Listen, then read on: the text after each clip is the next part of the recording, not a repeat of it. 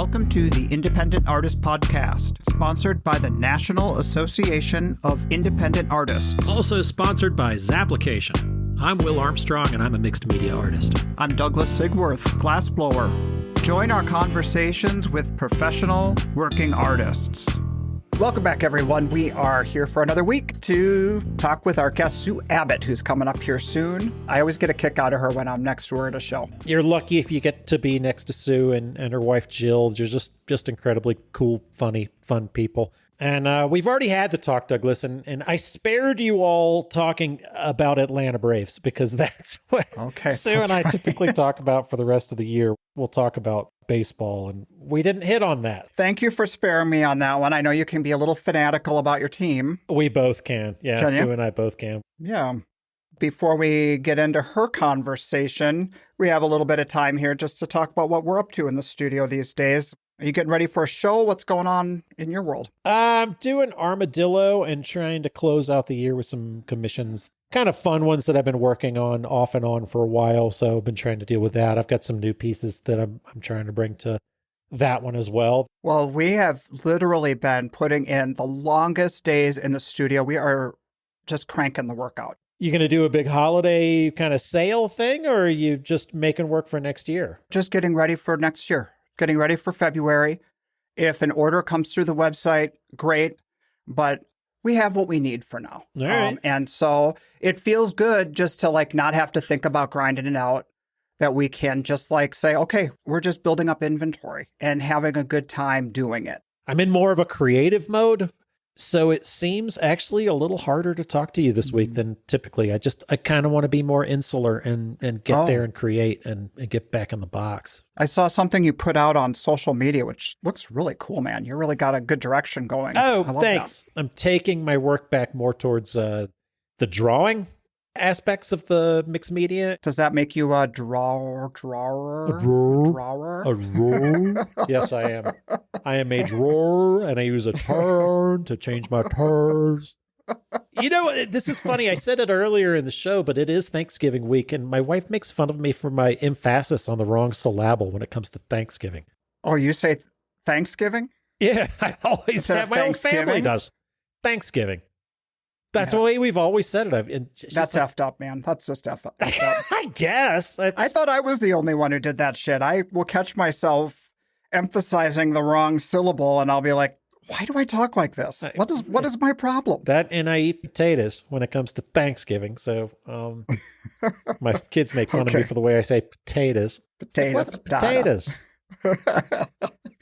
Oh, man. Well, this is the longest in a while that we've been off the road from having a show in our near future. Good for you. I'm so proud of the Sigworths. I know. I'm just going to rub it in right now because I know you're in total get ready for show mode. Well, it's funny because I've got two big long shows. I'm doing a 10-day show and a 9-day show. You're really testing this settling in. You say you like to settle in for a show. You're really testing that one out. Yeah, I am. Hopefully at the end of those two, I can not work as hard in the spring. That's the whole... Or not do as many shows in the spring. That's my goal. Don't you feel like you kind of need some kind of a long duration in there just to create and not have to be chasing the hamster wheel all the time? Yeah, for sure. And I have some commissions that are due too that I need to sprinkle in there as well. So we'll see how that goes. You know, for glassblowers, we work until our annealing oven is full. So some days that can take us 3 hours, and some days that can take us 6 hours. But that's the extent of our time in the studio. Right on. So that gives us all the rest of the day just to do other fun stuff being at home. You know, just walk around with your pinkies out, whatever. Just go to the gym, take care of ourselves, whatever. Just do our stuff. Just live our life and not be everything is on this treadmill that I got to hurry up and get ready for something next week because we're going to hit the road and go to a show and worry about it. So like I'm doing. I'm feeling good about it. Yeah. Like you're doing right now? Yeah. I'm very proud of you guys. That sounds lovely. Thank you. Yeah. Yes. Well, I don't want to start you down that worry spiral, so why don't we just cut to the interview, shall we? Sounds good. Let's talk to Sue Abbott. Happy to have her into the show. And getting on up towards our 100th episode, folks, we still have 5 or 6 to go before we get to 100. And I ain't got nothing. You got any ideas for that 100th episode? I do, actually. were approached by Jay McDougal. He approached us about the Won't You Be My Neighbor franchise. Nobody wants to hear about us. They've heard enough about us. They're sick of us. God, you guys probably know me better than me at this point. But we'll see what we can come up with, folks, and that would be pretty fun to bring in Jay. Cool. Let's get to that talk. Okay, here she is. You look happy now. Good. Hang on one sec. Make sure I've got. Yep, does the mic sound okay? Check 1 2 1 2. Sounds good. I think we're good to go. Yeah, you guys sound good to me. I can hear you fine. Do Cool. I sound okay? Yeah, you sound great. Then other my very deep voice and Yes, you do. You Welcome. got a good voice for yes, radio. I know. Yeah. And a face for radio. That's me and Douglas. Sue Abbott, thank you for joining us. I was Yay! when you said that you would come on, I started thinking about it. I don't know. Have we had an abstract painter on? Yeah, Kat Tesla. Oh yeah. Of course. She's Good friend. She's kind of totally different. Abstract, and you're from Atlanta, true? I live here now. Not originally, but yeah, I'm here. Okay, this is where you've landed. Let's start Yes. from the beginning then. Where are the various travels that you've ended up? Well, I was born at a very early age. Like all of us. I am a product of a military family, born in Myrtle Beach, South Carolina, and lived all over. Dad was OSI What's Office of Special Investigations. So Okay. not a uniformed guy, but the suit guy and all that kind of stuff. So we had some weird experiences in the military because of that. But we How so? Because he was investigating people that were in the military? Yeah, and we had some situations where we had some very horrible people who wanted to get my dad, and there were Whoa. a couple times when the family had to be put under police watch and all of that kind of stuff to protect us from some of the baddies that were out there. So that was sort of a So like strange thing. looking internally at that, is that what it was? Like, or overseas, or when you say that? One time overseas and one time here in this country. So yeah, it was just it's just some bad dudes. He was put away, and so they were out. And I don't know if it was on what the situation was, why they were out, but they're like, oh, yeah, we need to put you under some sort of police protection for a short term. But we lived a lot of different places. Lived in Turkey, lived in England. We did a lot of traveling because of that, which is pretty cool. And were you moving like fairly often, or was it like you'd be somewhere for quite a while? Probably the longest, about 3 or 4 years. Until the bad guys got a hold of him and they had to chase him out of town. Exactly. And Like, what kind of cases are you talking about? I can't just let that lay. Well, he would do. You would sort of look at OSI as being sort of the like detective side of like military police. You had the military police, and then he was a suit and tie guy, not a even though he still was Right. Air Force, and so they would do the investigations and that Kind of thing. internal affairs kind of thing as far as police stuff Yeah, goes. but not that's not what he did. But Okay. I mean, we weren't always privy to know everything that he did. He also would occasionally when we lived in Delaware for a little while, and he would be pulled in on Secret Service detail occasionally. And so, sort of an interesting, military life, not just saluting and marching. Sounds like the stuff things of that spy novels or something. If you knew my dad, that's so not the vibe you would have gotten. But Really? you can always tell the stories the way you want them to be heard. Yeah, Will always says, what's that Mark Twain I don't know story? what I say. Yeah, you know what you say. Don't let the truth get in the way of a good story or Oh, something. yeah. What Well, did I it's do funny, that? No matter how many, no matter what your father or people are involved in, it always, you're in it and you're like, well, that's interesting, but it's like, it's boring for right now. It's like I was good friends with the daughter of the chief coroner of Virginia. You'd be like, well, you can get a Coke out of the fridge. If there's anything marked medical, don't look at it. It's gonna be like a finger, there's a finger in the fridge or part of a hand. So, Wow. and we were like, yeah, okay, sure. Let's keep watching the Goonies. Oh my gosh. funny. Yeah. So did you constantly like have to make new friends, get into new schools, and like kind of start over socially that Yeah. way? That is part of military life is that I think you either sink or swim with that. Okay. In my household, one of us sank and one of us swam. And Who was the sinker? My brother, unfortunately. And so he didn't do well with that situation of making new friends and, being the gregarious one. I don't seem to have a problem with it, which I don't know if that's a good thing or a bad thing, but it has helped, with what we all do in terms of, talking to that person that first walks into the booth and you're everybody's buddy and want to, try to engage them, on that level. But my brother didn't do so well with that. He was the shy one. Is he okay now? As like the house brother? Not here. Doing pretty bad then. It's not too good. Yeah, it's been nearly 30 years, but sadly, my brother died of AIDS early on, and so that's still hurts to this day. But I bet really like right there in the heart of the AIDS crisis, 30 years ago, late 80s, early 90s, I guess. Early 90s. Sorry to hear that. Yeah, he's a good guy though. He put a lot of living into those years. Well, the thing I always think about you from knowing you over the years is you do have quite the sense of humor. And would you say that is part of something you developed to be able to navigate through those, forming new groups and fitting in? Is that sense of humor? Oh, absolutely. I mean, I think that's what carries so many of us through in our day-to-day life. It's like you have to, I truly believe that it's an absolute survival skill to have a sense of humor. Especially now, with everything that's going on. Okay. But I think in my family, sense of humor was capital. To calm things down or whatever. I mean, I was always the one that kind of jumped in and trying to make everyone laugh, and trying to be the peacemaker with everything. And I think that still, in so many ways, comes through today too. So right. That's always been my big self-defense mechanism, which annoys the shit out of a lot of people that get to know me better. But Jill said, "Don't go on there and try to be too funny." I'm like, "Oh, okay." Well, shut up, Jill. I think we're just talking. That's why we invited you. I'm trying to wake this podcast up a little bit.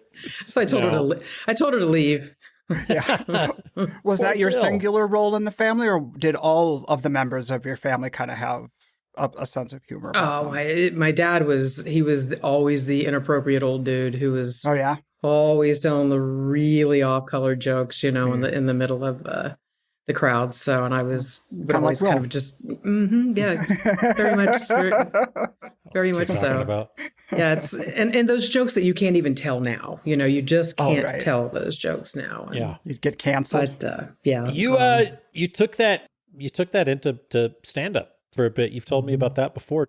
How did you start that, and when was that as far as your many lives ago? I am very thankful it was before cell phones were so ubiquitous. Not me, I'm not. So we can't find any of you online anywhere. I think I have some VHS recordings of early days. I actually took a comedy course around the time that my brother was dealing with everything that he was dealing with in the life stuff. And so I wanted to do something for myself that just sort of stepped away from all of that. And I took it. I loved it. I loved everything about it, the writing, just the silliness of it, the performance, all of that. And I did really well. My classes, opening night, I was the closer, and I got some perks because of that. I got booked at the Punchline here in town several times. So this is in Atlanta? Okay. I did shows kind of around the Southeast. I mean, I traveled a little bit, did my thing. And, you find when you get into comedy, even though the fun part is the hilarity, the laughter, I feel great on stage. Comedians are the nastiest people on the whole fucking planet. I mean, they really are absolutely awful people. They would go like, "Oh, what you working on?" I'm like, "Oh, how about this joke?" And they would literally go up ahead of you and tell the joke. And do the joke. Wow. And they're just awful, just really, really horrendous people.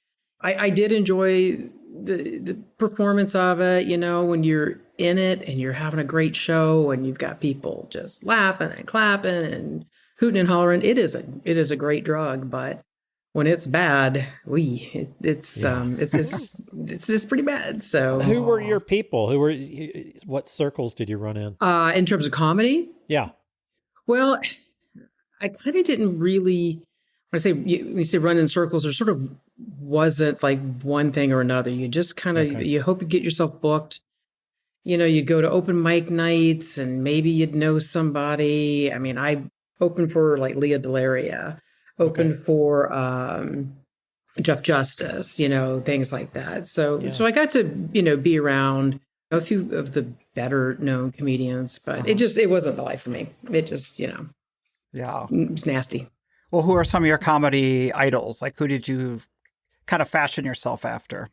Well, I don't know that I really fashioned myself after somebody, and maybe if I had, I might have been more successful. But, I'm like of an age where I was a huge Johnny Carson fan. He was the master. I thought that Whoopi Goldberg early in her career was just incredible. Yeah, the things that she was very, very cutting edge, and to see, an African-American woman do as well as she did and be able to kind of, put it to the man a little bit. That was great.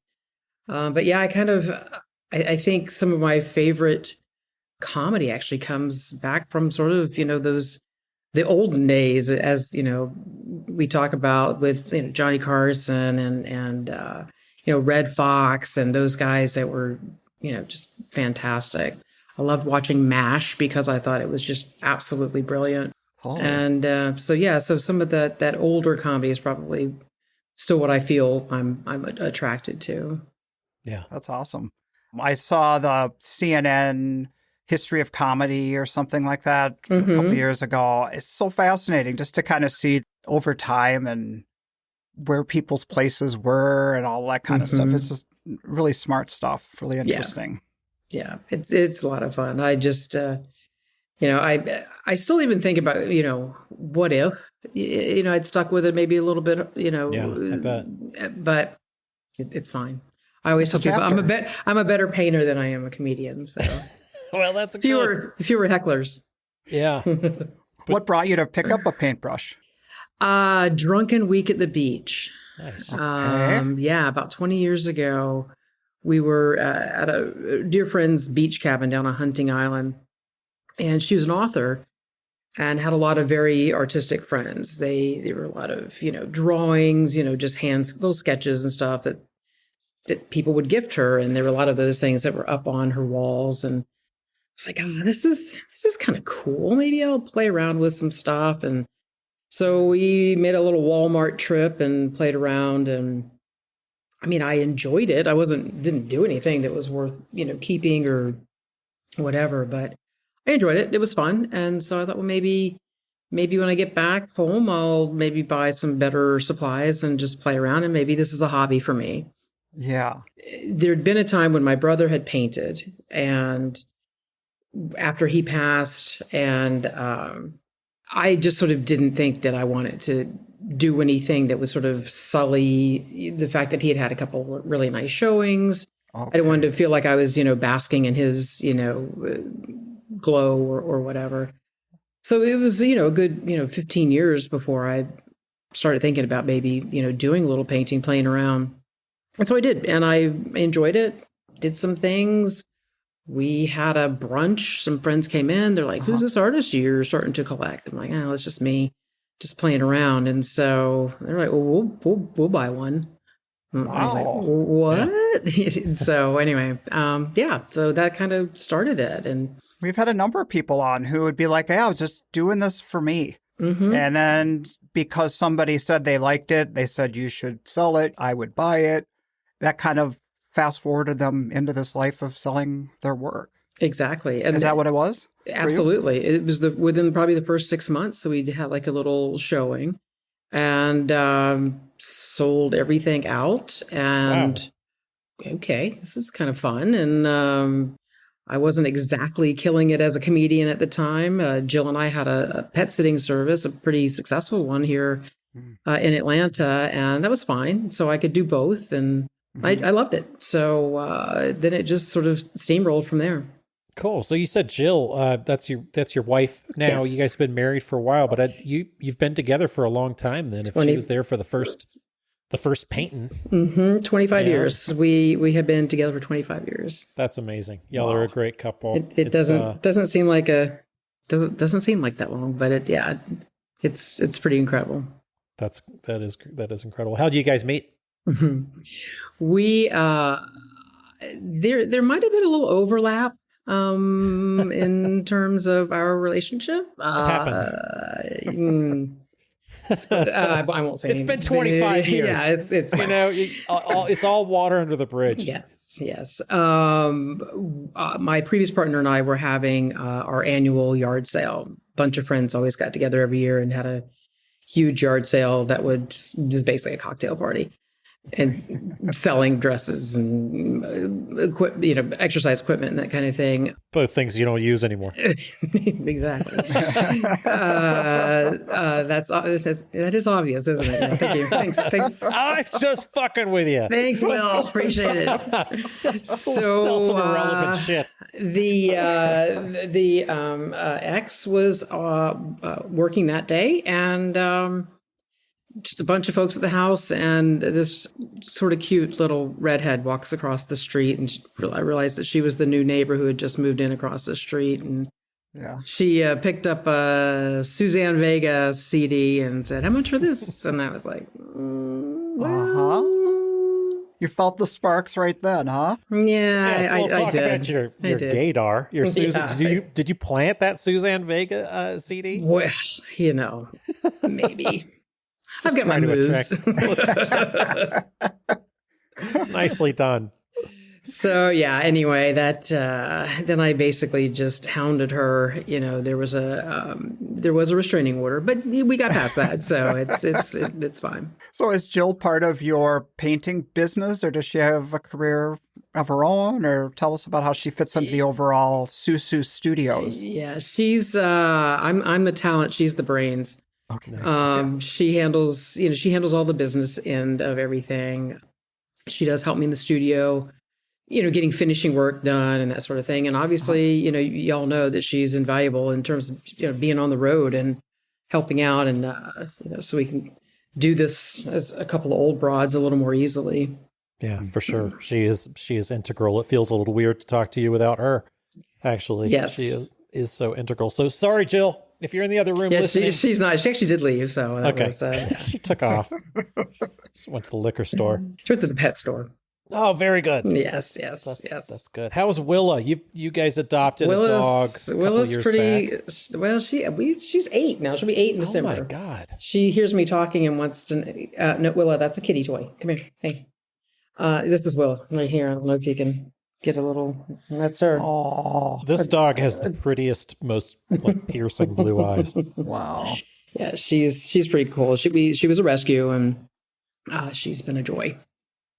Most of the time. You're listening to Suzanne Vega CDs. You're rescuing dogs. Could you be any more of a stereotype? I don't think I could. Oh wait! Oh look, there's cat hair. Yeah, very good. All right, both dogs, cats, everything.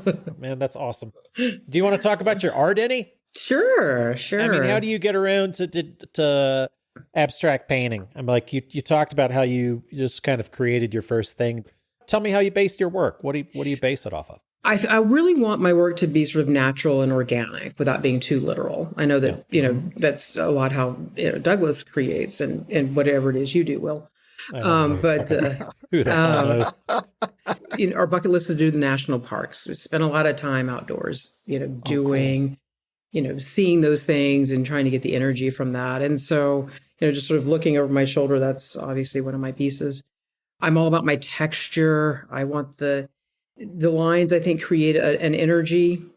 I'm self-taught, so I don't feel like I had to do one thing or another. It's just where I am now has just been one long journey. So it comes out of you real internally. Like I think so, yeah. Your process of discovery came from a real pure place. I think it does. There's a lot of things that go into it, but sometimes it's not only one thing that go. There's a lot of steps, but I don't always take all of those steps, if that makes sense. I'm spending time putting layers on. I'm spending time scraping things back. And it's not one thing or another. It's just at some point it's a stand back and go, oh, okay, that's where I want it to be. A lot of times I'm not even really aware of what is happening during process. I sort of just turn off my brain, turn on some music, and just sort of let things flow. I mean, abstract in and of itself should be a relatively quick process, in that Okay. it just sort of happens. That's kind of where I am with my work. A lot of times I'll go back and I'll, color correct and fix textures and things like that.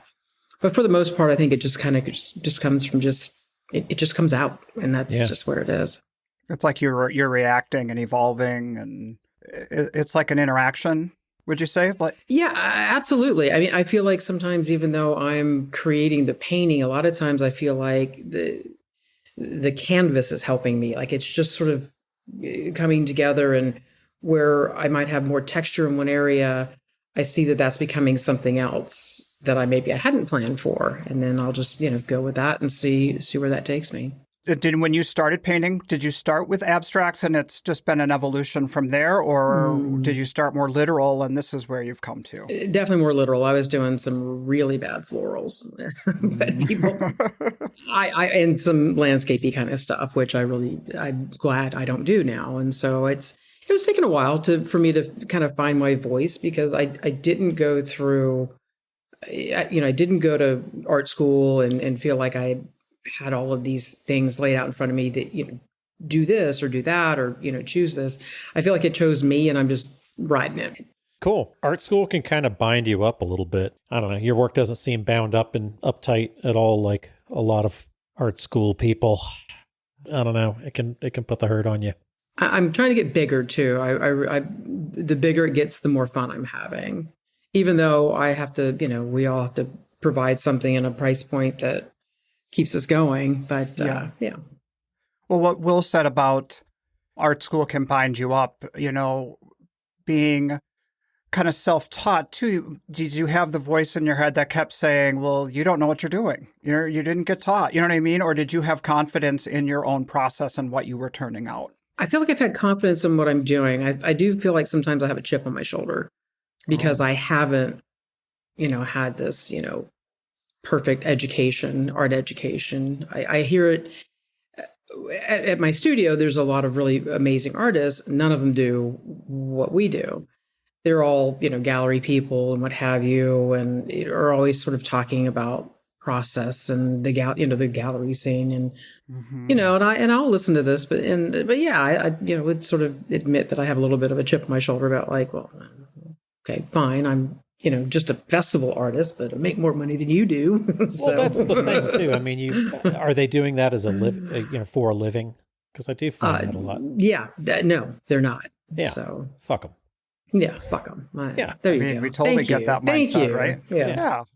We do get that way. Like, well, we're supporting families. We're not just like talking highbrow and, having the intellectual conversations about it. But at the end of the day, we're selling. We are, but anyway, I hear what you're saying about that. How does abstract painting, I mean, do you have a feeling on how it juries, like how the competition goes, or is it just kind of it seems to me like if the people don't understand the work, that it could just be a luck of the draw kind of thing. It is. Yeah, it is. I would love to be able to say that I get into all the shows I want to get into. I don't. I rarely get into, what people will call the A-list shows, and I think a lot of that is because abstract is not understood. I think a lot of times that might be juried by people who are maybe a little more classically taught, and it doesn't resonate or whatever. And you're absolutely right. It is luck of the draw, I think, with abstract. Yeah. What I'm doing more of lately is more monochromatic. It's not as bright. And sometimes I just think that, bright, pretty colors is what people expect abstract to be. And I feel like it's sort of just the opposite of that. I feel like abstract is, should be more texture and energy and all of that, and not just, bright color. But it's like you said, it's luck of the draw. Yeah. But it also comes back to the conversation about, what will get you into the show? Like what will attract the juror's eye, but then what sells? When you get people in your booth and they're like, well, I want this to go over my couch and I don't want it to be like a clown show. You know what I mean? And so it's like, oh, how do you balance the, I'm going to make what I want to sell and the jury be damned. I don't know that I do balance it. I mean, I do what I do, and I'm super fortunate that when people see the work, they like it, they buy it. I don't have a single piece in my studio that's older than this year. Nice. And I'm very proud of that. That's great. Whether it always gets in front of the right people, I don't know. I'm making a living, I'm taking care of my family, and, I just have to be okay with that. Even though, I'm often disappointed when those dates are coming up and like, oh, there's my annual rejection. And so my reward lies in heaven. Yeah. But like you said, you're selling it. Yeah. It's like whether you're selling at show A or show B or show C, at the end of the day, then it's just ego for all of us. It's like, dang, I didn't get that one I really wanted because everybody else wants it. Right. And so you can't do better than selling all of it. I don't have a big ego at all, so. Yeah. It's funny you say that. I used to be that way. I've experimented with some things, but I still think I don't have anything that's I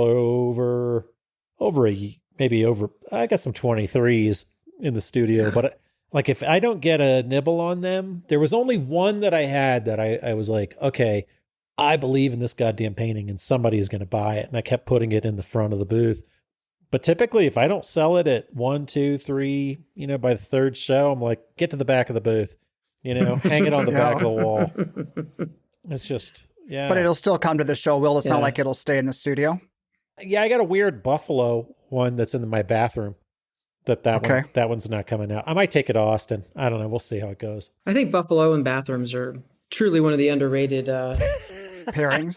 Genre. It's a whole genre, Sue. It's I was thinking about. Yeah, I thought about changing it. What can you do? It's still going to be a buffalo. So. Put a hat on it. God, maybe I will put a little top hat. That saves everything. Yeah. Yeah, exactly. Yeah. This episode of the Independent Artist Podcast is brought to you by Zap, the digital application service where artists and art festivals connect. So I've started using the events list feature in Zap to search up some different shows to fill those holes in my schedule. I feel like I should have something to say, but I wasn't really listening to you because I'm looking at the events list right now, and it's pretty cool. Okay, so you drop the menu down, and there at the bottom, go scrolling all the way, about third thing down in the smaller print, it just says events list. That's right. All of the shows appear here regardless of their application deadline. So you can use the filtering and the sorting to narrow down your search so that you can find that right show that fills your desired time frame or location. I know a lot of people love that calendar. I like seeing the list of events. I like scrolling through and doom scrolling late at night. It's like online dating. They don't let you swipe left or right, but you can figure out who you want to date in the coming up year. Well, Douglas, we've got a call for entry this week here. The Rittenhouse Square Fine Art Show is coming up, and the application is coming due. This is one of those shows that has two dips at the well. They have a spring show in June as well as one in September. That's right. The June show is June 6th and 8th, and the fall show is September 19th through the 21st. I always love the energy of downtown Philadelphia. It's a vital feeling show and well-heeled, as they say. Yep. Always enjoy getting out to the specifically fine art show. No photography, no digital, no functional. It is fine art. Fine art. It is. And so if it has a function, if it's not an original, need not apply. Not what this show is about. Yeah. And it's a really cool energy to it. You have the square behind you. You're on the street facing the streets of Philadelphia as the world goes by. So I always enjoy that as part of my spring if I'm lucky enough to be able to pencil it in. It's one of those shows, too, that are run by artists. The director of the show is Chris Buonomo, and he's one of us. He's a working artist just like us. The good thing about that is just that artists know what's important to artists. Douglas, when I used to live on the East Coast, I used to hope to start off my season in Rittenhouse and make my way west. And you do that Rittenhouse Square show, then you can possibly do Old Town or Lakefront, make your way out to Des Moines and Cherry Creek. I mean, what a hell of a run. It's good to create a tour, and this could be the perfect show to kick it all off. And if you get all of those shows, then just take the rest of the goddamn summer off, because you just get cold. All right, so if this sounds interesting to you and you want to know more about it, log on to Zapplication, look up Rittenhouse Square Fine Art Show, read more about it, and get your applications in. Sounds good to me, Douglas. I'm going to go dip my toe in the application pool and see what bites. That first deadline is coming due here on January 13th, so jump on there now and check it out. So I read before I got on here, and I didn't realize that you guys have had 94 episodes. Isn't that crazy? That is crazy. And I'm thinking it's like, oh, I'm so excited to do this. And it's like, oh, but I'm 94th. So you're saying you wished we would have had you on sooner when we hadn't perfected our game? Was the Team U a reseller guy, not busy? So that's why they called Sue on here. It's funny how many people we have not had on, though. It really is funny. I think about all the different people. Some people will vie for a spot on the show, though, which always amuses me. They come into the booth and they start telling these stories. I'm like, why are you telling me this long-winded? You're interviewing. Yeah. You're It's trying auditioning. to buy. Yeah, they're auditioning for a spot. I just thought I'd give you all the business on that one. Yeah, for sure. 94, is that right? Oh my gosh. Honestly, can't even believe. I mean, we started this when we were in lockdown and we've just kept talking. No, it's fun. It's super entertaining. So, we are all enjoying it for sure. Well, thank you. That's sweet of you to say. Yeah. What was your background? You did comedy. What did Sue want to be? What did you want to do before all of this came down? Everything. Yeah. I've wanted to be everything at some point. I wanted to be an archaeologist. That was the very first thing that I sort of remember seeing in school. It's like, oh, that's really cool. I was really into a whole notion of artifacts and things like that. We lived in Turkey. I was very young and that really doesn't really mean anything except that when we were there, probably before some sort of Antiquities Act kicked in or whatever, I remember there being these sort of interesting little pieces of pottery and little broken doll leg kind of things that had been picked up when we would go out and sightsee. And I still probably have them to this day. I was just fascinated by them because I was told, oh, that's really old. That's thousands of years old. And so I think that's where being an archaeologist seemed like a really, really cool thing to be. Unlocking stories from the past or solving or just mysteries? Probably just digging in the dirt was probably what I really thought was kind of cool, But yeah, that was probably the first thing that I really wanted to be. That's really interesting. It get a little Indiana Jones in you. Yeah, That's what I always thought about the archaeology. At least I always get the girl in the end. That's right. Get the girl and kick some Nazis' asses. That's it. Yeah. What else could you want out of life? There you go. Exactly. Yeah. What's your season look like? What are you doing? Anything shaping up for you? Right now on Cyber Monday, we kick off my little promotion that I've done for years that we call the 12 Days of Susu. I'm glad you brought that up because that's been a successful thing for you. Yeah. How does that work? It's basically what we do is we post a couple pieces a day. I usually try to work on a specific size or whatever for the promotion, and then whatever's in the studio as well. I'll post 2 a day to my email list, to Facebook, to Instagram, all the platforms, and we usually try to do it at 11 and 4, and we just wait for people to reach out and say they want a piece. And knock wood, every year it has been super successful. People just love it. It helps us re-engage with previous clients. It fills that need for people who want gifts or who are just decorating for the holidays. And I'm blown away every year that we have the response that we do. Are they all new pieces or are they okay? Well, relatively speaking. I will do a series of at least 12 brand new pieces to put in the promotion, and then use whatever else is sort of in the studio. And you do deals on them too? You do? Yeah, to a certain degree. I mean, I'm not don't want to give things away, but if I'm not paying to travel, makes it a little easier to discount. You do run the risk of, there is a danger in cheapening your work a little bit when you do the sales, which I don't know, I struggle with that. I'm like, well, here's a piece that's the same size as this other one that somebody's already bought. And I'm like, I don't see the value in it anymore. Mm-hmm. And, I don't want to let somebody else know that. Like, oh, that's similar to the piece I I spent Yeah. 3 times as much on. So Yeah, we did promotions like during COVID and stuff, and we still have people coming up to us at shows and say, "Are you going to do that fall sale again? Are you going to do that fall thing?" Mm-hmm. Like giving themselves a reason to not buy at the show that weekend, Right. hoping they're going to get something at the end. And I don't like that feeling. It kind of changes the dynamic of what we're making and selling. Right. In that instance, I don't know, but injecting some kind of energy into like a limited time thing, does that help bring your collectors into the fold and have urgency I think to it buy? does. Yeah, I think it does, especially because I am also creating something that is a different size, a different shape that I don't have at a booth, that it engages people because it is different, because that's the only time of the year that they can get that. Yeah. And I always tell people when they purchase from me, I said, you're part of the family now. This is, you're a collector, and occasionally there's a bonus to being a collector. We will offer something that that's only been offered to collectors. It works out fairly well. I like seeing different artists' promotional things, especially this time of year when we're trying to get things going. I don't know if you're on Instagram much, but Clifton Henry has a really great one. He's been doing this thing like this project where he gets his collectors, to fund the new series before he's even done it.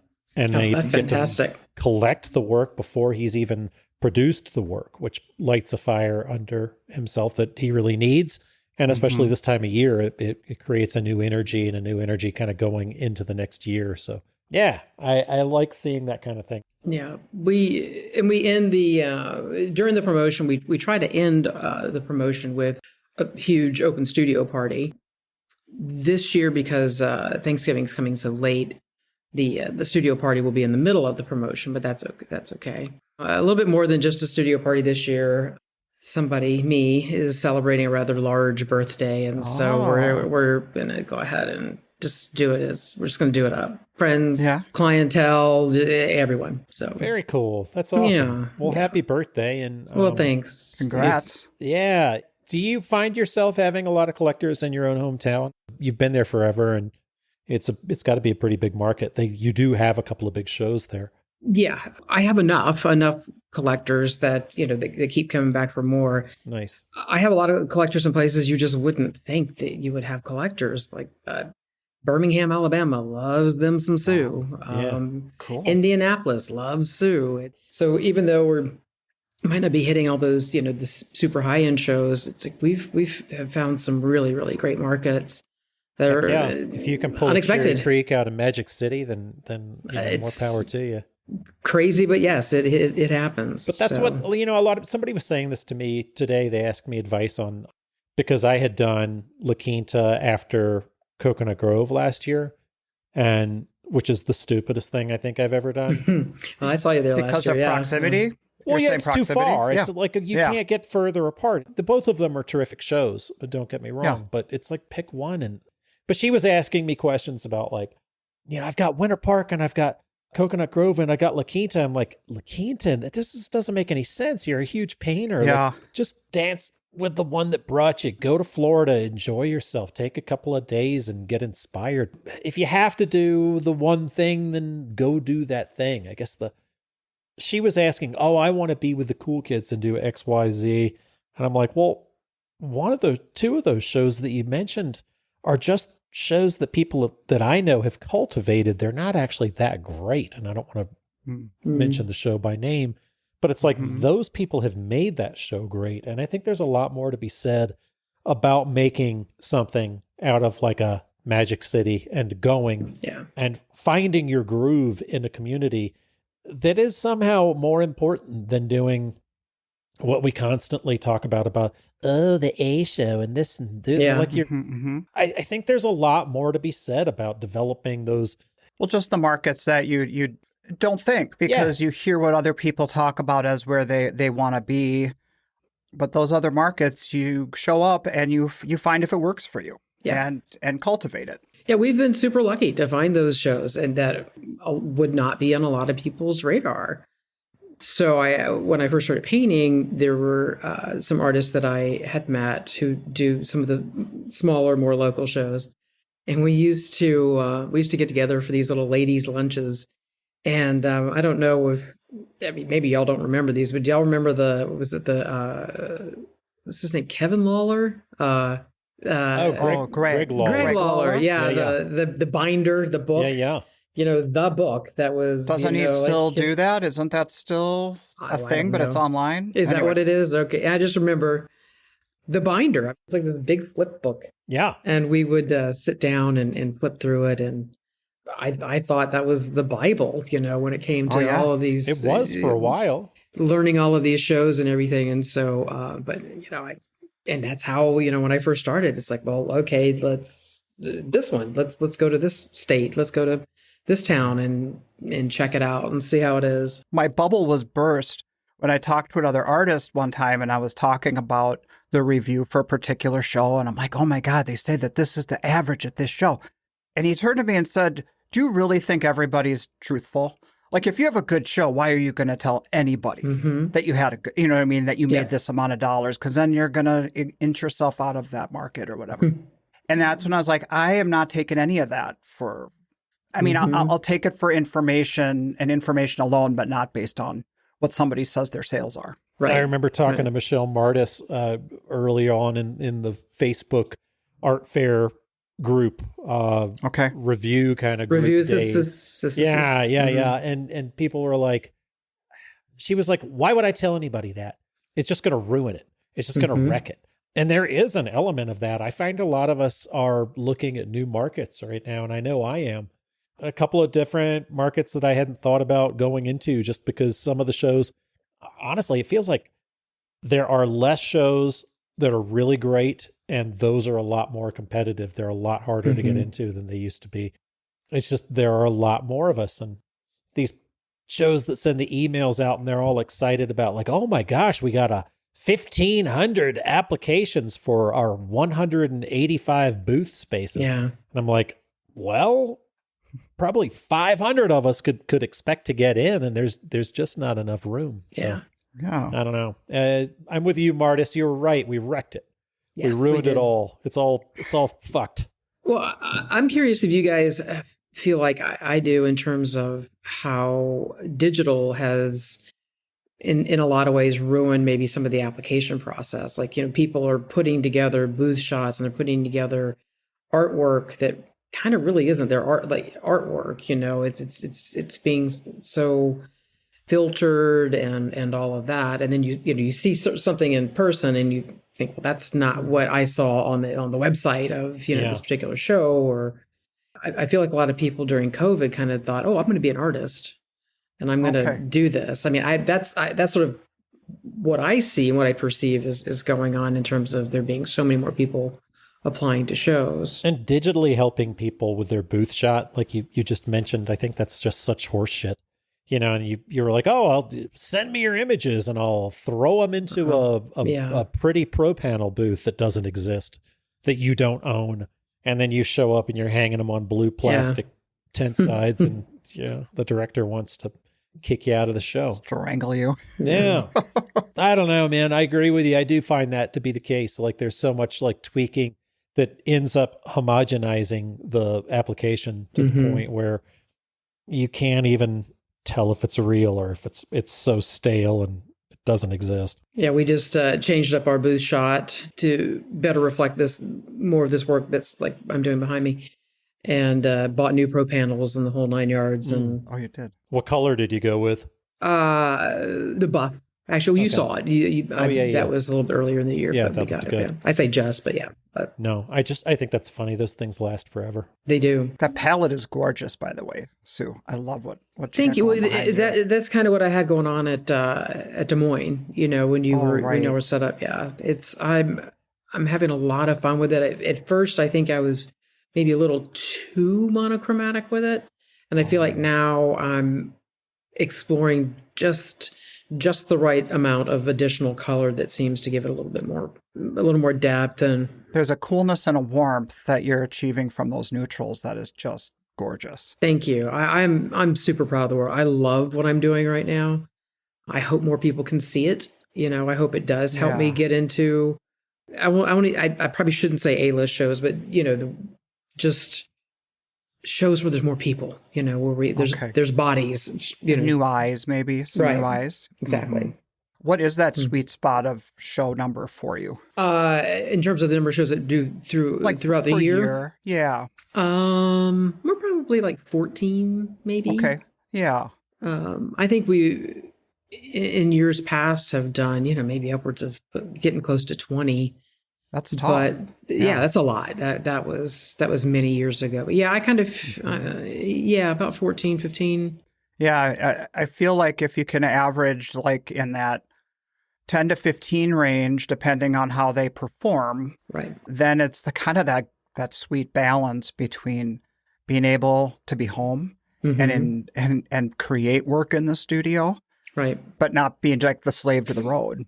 Exactly. I mean, that's still like you're on the road quite a bit, 10 to 15. Yeah. Well, but not all those are like long distance kind of things. 2 or 3 of them are here in town. Oh, nice. That kind of thing. So we do try to maximize what we can as close to home, and then try to make those trips that are, long distance a little bit more than just a show trip. We try to spend some time, go to those national parks, spend some time, try to see friends. Sweet. And, sort of, roll a little bit of a vacation into work. Is that a goal of yours to see? Was it like all the national parks or something? I would love to see all the national parks. Now, whether that's actually going to happen or not, because there are ones there's one in American Samoa, which is not at the top of my list to get to, but I haven't hit any of the ones in Alaska, and that's a big chunk of them that they have the most of any state. But yeah, we've done a lot of them for sure. Is that inspiration for your work, or is that just you love being out in nature? A little bit of both. Yeah. They really are, America's, what's the tagline? America's best experiment or something like that, or our national parks. And it's, they're spectacular. And even some of the small ones that you wouldn't sort of think, or, all that, it's still pretty special. What is the worst national park that you've been to? Probably it's the one in Ohio, right outside of where Boston Mills is put on. It's the put me on the spot here, and I can't remember it. It's not Old Man in the Rock, is it? Because I love that one. No, it's not that. It's I'll think of it in a second. Senior moment. We were so excited to go, and it was like, oh my God, this is gonna be amazing. We were done with it in 3 hours. Oh yeah. It's like, that's like, you can tell where my head is. I'm like, yeah, what's the worst one? I want to know. I want to know the garbage one. That's the terrible. So you'll avoid it. Yeah. That's just where my head. Just feeling negative at the moment. I think so we're all in our own heads.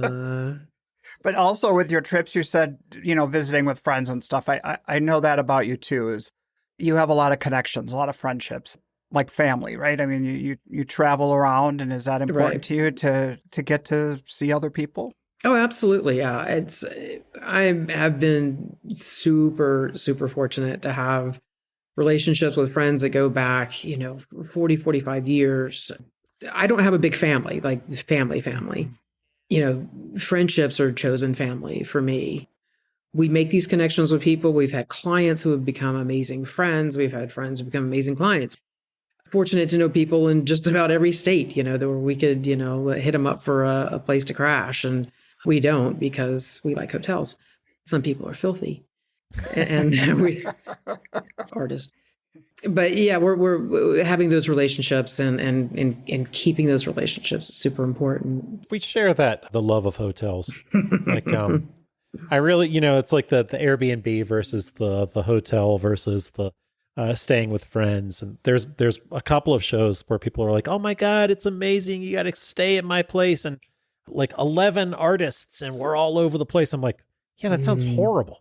That's a dormitory. Yeah, exactly. Yeah, I don't want any part of it. I'm going to sleep behind the couch. And like, I don't know.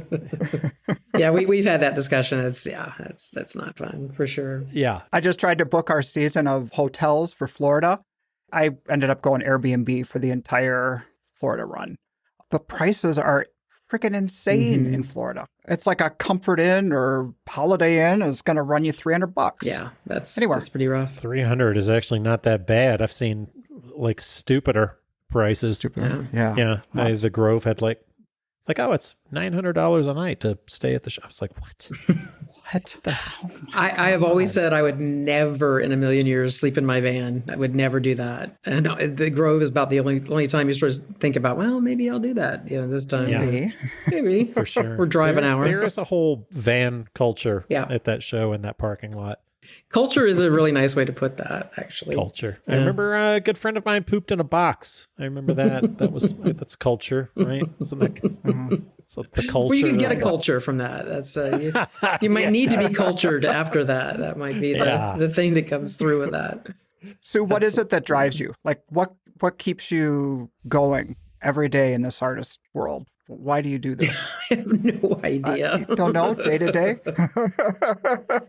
I do love the travel, and I think that's fantastic. But what I really love is the time in the studio. I just feel like that just keeps me alive. It feeds me. I have an amazing studio space that I'm super fortunate to have. It's just a little over a mile from my house. It was the Latham cotton processing plant, and it's some really old, very cool old buildings. And my particular space, I've got about 1,300 square feet with the 25-foot ceilings and the old weathered windows and the huge steel doors and the whole 9 yards. And it's something out of central casting. And I love it. And that is my space. That is where I just renew every day when I'm in there. I just love it. I'm actually related to the Atlanta Lathams. Oh, you are? Yeah. I did not know that. So? My uncle, Edgar C. Latham, my uncle Doc, lived down in the Atlanta So your mom's area. side of the family? Nope, my dad's. It's my dad's. Cool. By marriage, but still, just kind of cool, kind of connection. I was like, I actually know which Lathams you're talking about. That's right. I'll take a picture of the cornerstone where it's just right outside my space of the. Yeah, please do. It's very fun. I'll share it with my dad. Yeah. He'd love to see that. That'd be really cool. You get a kick out of it. You've met my folks. I have. They come by and They're see super you sweet. In Lancaster. Lancaster. They love that show. This year I love that show. It loves you back, right? There was a lot of love, big love fest this year. Nice. So Great. happy about that, and more follow up since. So you never know where it's going to come from. And now there'll be 100 more applications. And now it's hard to get into. Well, I have been at that show when it was a complete rain out and you were standing in 8 inches of mud. So I was there one year where the parking is in a field and van after van after van was just stuck in a swamp. It was a nightmare. And just watch the van slowly sinking down into the bog, just going down to the axle. It made that van camping even more interesting. Nope. I will tell you one of the very first times that I showed at a show that was not just a little craft show or whatever. It was something in Florida. I don't really remember exactly what it was, but this might have been the thing that might have stopped me from ever doing it again. Was that I had the booth set up and we were out there and enjoying a beautiful day, and there was this woman, looking at all the booths with her little feral 5-year-old, and she walks up and she's like, "Oh, honey, look at the paintings." And then then that little shit goes, "Well, why didn't she paint something pretty?" Oh no! Get out of here, Junior. Oh. Okay, everyone's a critic, but so you had the choice. So I know. Why didn't you paint something I know pretty? exactly. It's I used to think that the heckling during comedy shows was bad. It's like you just don't expect it. Younger. From a 5-year-old. Yeah. Do you watch any comedy now at all? Not as much as I'd like to. There's so much out there. There's just so much to take in. It's hard to. There is, but there's a lot of kind of hacky crowd work that is being kind of excused. As I've seen a comedy. lot of that, like on Reels or TikTok or whatever. It's just like they're yelling at the audience. And the audience yells at them. It would seem like almost an impossible situation to get into comedy now, where the audience feels like they're a big part of it, which would make me insane. We just saw Wanda Sykes last weekend in Minneapolis. Pretty awesome. Yeah, she's absolutely incredible. She really is probably one of the best comedians that's out there. We've seen her. We saw her earlier in the year too. So it's a hell of a show. Yeah. I love when she says, you do the self checkout nowadays, and she says, how did I end up turning into an employee? It's like so true. Exactly. Well, and then we're in that selfie culture too, where everyone feels like that, they sort of own you and all of that. Yeah. And that's, I am very, very glad that I tried comedy. I'm glad I got it out of my system, but no, never again kind of situation. Yeah. We had to lock up our phones in maybe this is what everybody knows about this, but little pouches we had to lock up our phones. Do you know about this? Mm-mm. Yeah. What, no, is that what kids are doing in school now, or? No, this is going comedy. into Wanda Sykes' performance. And it's like a cloth bag with a magnetized thing that locks. You have to drop your phone in it. You get to keep it. But before on your way out, you have to have them unlock it so you can get your phone back, so you're not using it during, taking pictures. Well, it makes sense. I mean, performance. You see, concerts where all you see is the sea of cameras up. Yeah, exactly. So I looked at your website and looked at your artist statement, your bio and stuff, and you actually included in there that binge watching shows is important to you. What are you binge watching now? Right. We just started Lioness. I don't know if y'all know about that. That's I don't know about it. It's pretty good. It's sort of a pseudo CIA thing where this team goes in and they identify a lioness which would be a female, say, member of the military that they can embed in some sort of situation. Be it with like a cartel or something like that. They use this person to insert themselves into the cartel and help them, take it down from the inside out. So the first season was actually one about, it was sort of a Taliban kind of thing where they used a woman who got embedded with the Taliban, and she helped them take down this particular, faction of it or something. It's just pretty good stuff.